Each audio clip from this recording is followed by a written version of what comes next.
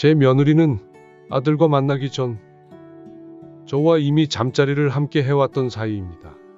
아들이 결혼을 생각하고 있다는 여자친구를 데려온 날 예비 며느리를 보고는 깜짝 놀랄 수밖에 없었습니다. 작년 무더운 여름날 저는 은퇴한 친구와 술을 마시기 위해 만났는데 어쩌다 보니 나이트까지 간 적이 있습니다. 들어갔던 나이트는 저희처럼 중년층을 타깃으로 하는 나이트여서 손쉽게 들어갈 수 있었습니다. 같이 갔던 친구들은 모두 사내놈들이었고 그냥 친구들과 진탕 놀아보자 하는 마음으로 신나게 술을 마시며 춤을 추고 있었는데 무대 위에서 몸매도 좋고 예쁜 아가씨가 섹시한 춤을 추고 있더라고요. 젊고 예쁜 아가씨가 나이트 한가운데 그렇게 요염하게 춤을 추고 있으니 시선이 가는 건 당연했습니다. 그 아가씨는 나이트 직원이었는데 저는 그걸 모르고 대화라도 한번 해보고 싶어서 웨이터에게 그 아가씨를 불러달라고 얘기했습니다. 웨이터는 저분은 직원이라고 안 된다고 저에게 얘기를 하더군요. 포기하려던 찰나 이렇게 나이트까지 왔는데 이 기회 아니면 저보다 한참 어린 젊은 친구와 언제 대화를 해볼 수 있겠나 생각이 들어서 사정사정을 하고 한 번만이라도 물어봐 달라고 팁을 2배로 더 주면서 부탁을 했더니 한숨을 쉬면서 알겠다고 하고 가더군요. 그 아가씨는 안 올 줄 알았는데 저희 쪽을 힐끔 보더니 재미있겠다는 표정을 하곤 제 옆에 앉았습니다. 가까이서 보니 피부도 매끈탱탱하고 하얘서 더 예뻐 보이더군요. 서로 나이 차가 꽤 많이 났지만 그 아가씨는 제 어떤 점에 이끌렸는지 제 대화 하나하나에 귀 기울여주고 잘 웃어주더군요. 아가씨는 재미있어서 조금만 놀다 나오려고 했지만 저와 대화를 하면서 의외로 맞는 구석도 있고 재밌다고 하더라고요. 우리는 그렇게 술을 마시면서 대화도 많이 하고 친해졌습니다.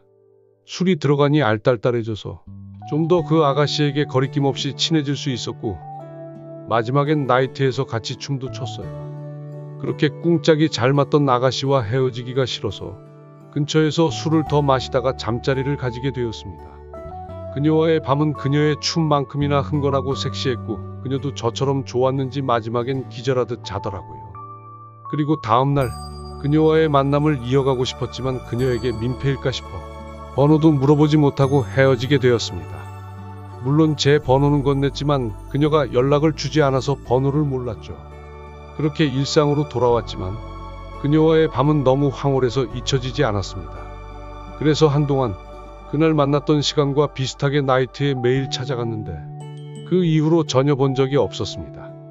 직원도 그날 이후 일을 그만뒀다며 더 이상 오지 않는다는 말을 듣고 찾는 걸 포기할 수밖에 없었습니다.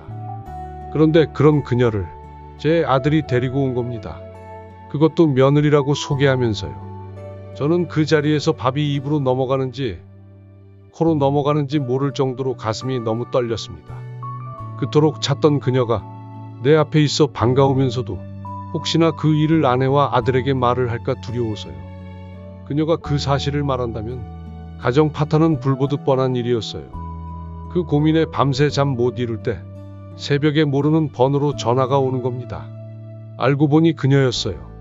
일단 단둘이 몰래 만나서 대화 좀 하자고 하더군요. 그래서 새벽에 아내와 아들이 깨지 않게 조용히 나와서 그녀를 만나게 됐습니다. 그렇게 다시 둘이서 재회하니 어색하면서도 이상한 설렘이 감돌았습니다.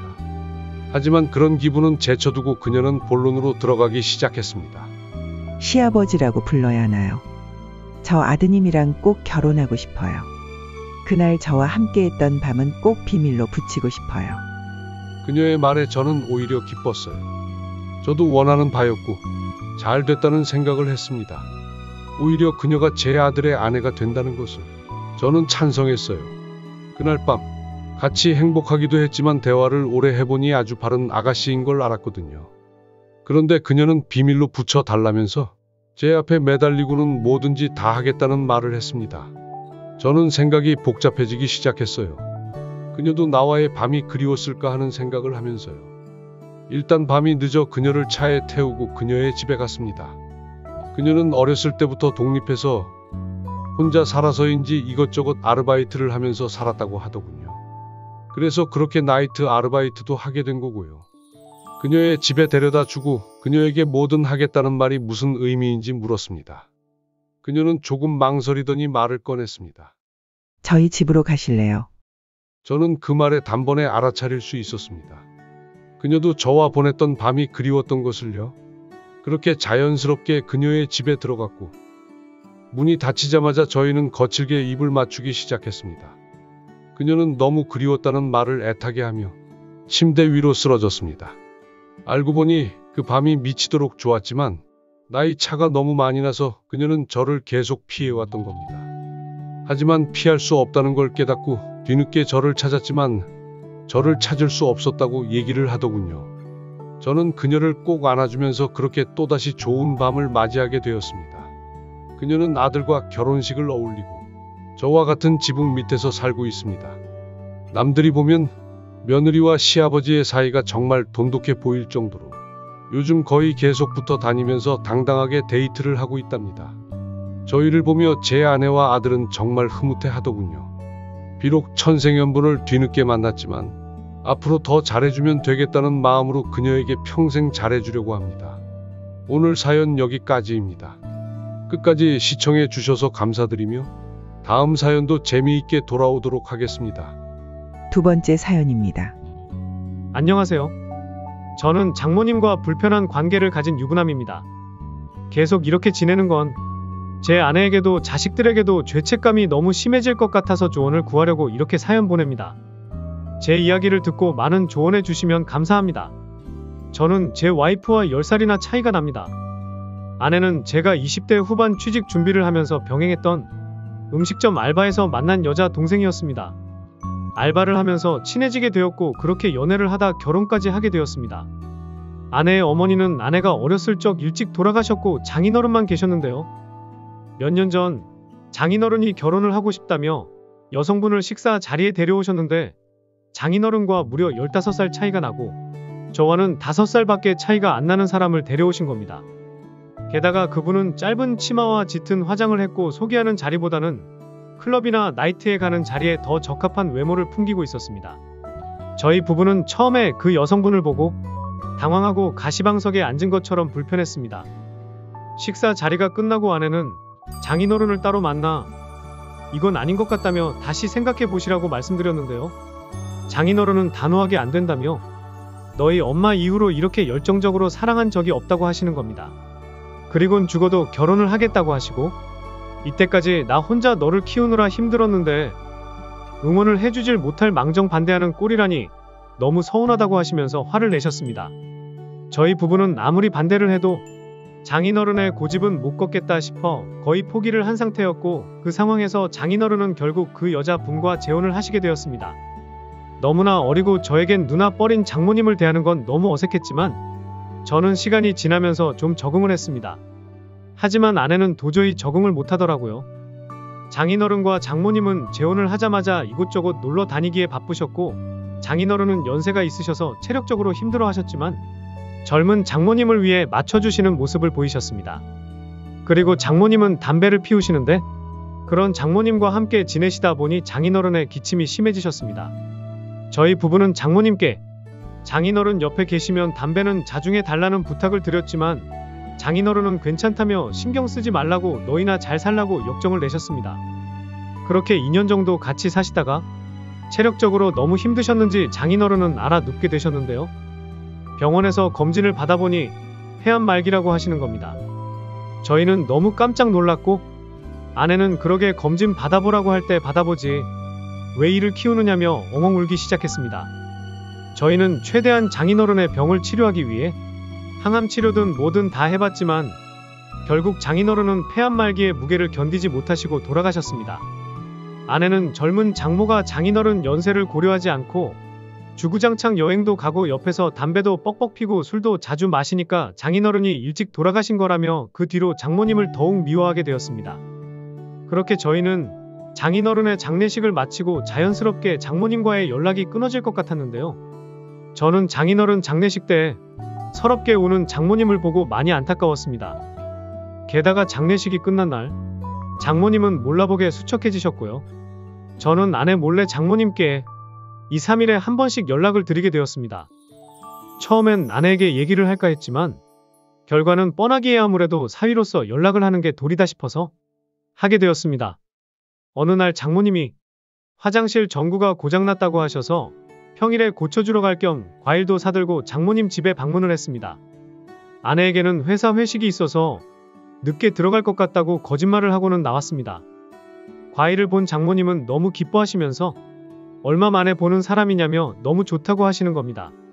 그 말을 들은 저는 장모님이 짜냈고 전구를 갈아드리며 말동무도 되어드렸습니다.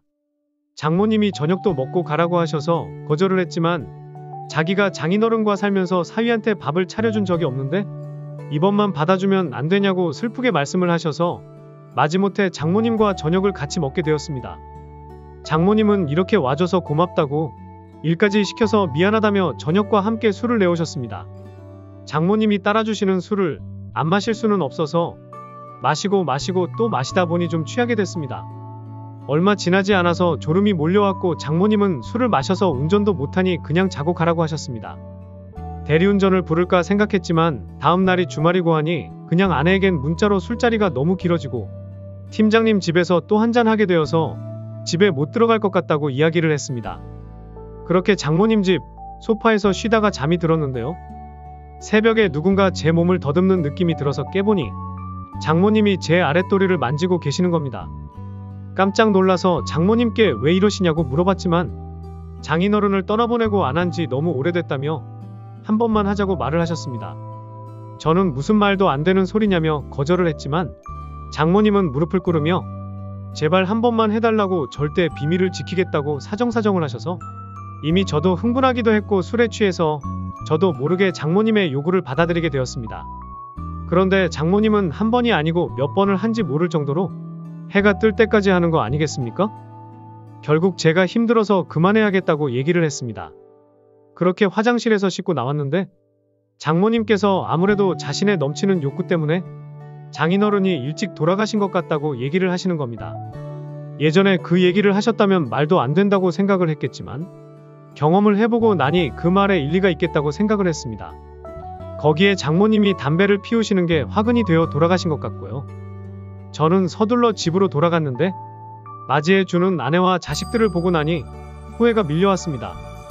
아내의 얼굴도 못 쳐다보겠고 아침을 먹으라는 아내의 부름에 저는 대답도 못하고 방에 들어가서 쉬었습니다. 아내는 왜 그러냐며 방에 들어와서 물었지만 저는 사실대로 얘기를 할 수 없어서 술을 너무 마셨더니 힘들다고만 얘기를 했습니다.